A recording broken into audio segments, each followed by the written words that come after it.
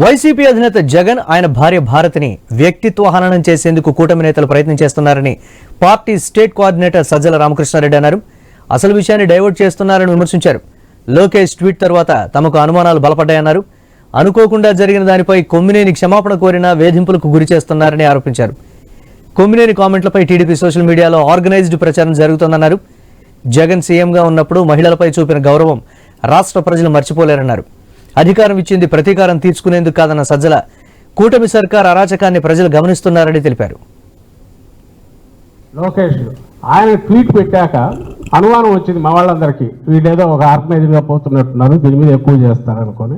సరే నిజంగా ఎవరన్నా ఇదే ఎవరిని అప్పుడే దానికి సంబంధించి స్టేట్మెంట్ ఇచ్చింది, ప్రకటన చేసింది. ఛానల్కి ఇది ఎలాంటి సంబంధం లేదు, ఇలాంటి వాటిని ఎంకరేజ్ చేయము, దానికి సంబంధించి ఖండిస్తున్నాము, కరెక్ట్ కాదని అప్పుడు చెప్పాము. మా స్టాండ్ ఇప్పటికే స్పష్టంగా స్క్రీన్ మీద బిగ్ బ్రేక్ కింద పెద్ద స్టేట్మెంట్ ఇచ్చింది. ఆ అనలిస్ట్ జర్నలిస్ట్ కృష్ణరాజు ఆయన స్టేట్మెంట్ ఇచ్చాడు. రాత్రి వాళ్ళ ప్రచారం పర్సనల్ లెవెల్ దాటి అసహ్యకరమైన రీతిలో జగన్మోహన్ రెడ్డి గారి గురించి, భారతీయమ్మ గురించి మొదలైన తర్వాత వైఎస్ఆర్సీపీ అఫీషియల్ స్టేట్మెంట్ కూడా ఇచ్చాం.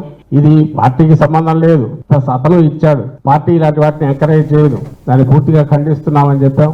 దయచేసి దీని తప్ప వదిలేయని కూడా చెప్పాం. ఇంకా ఆ దుర్భాషలు కానీ, వీధుల్లో వీళ్ళు దిష్టి బొమ్మలను దగ్ధం చేయడం కానీ, అరాచకానికి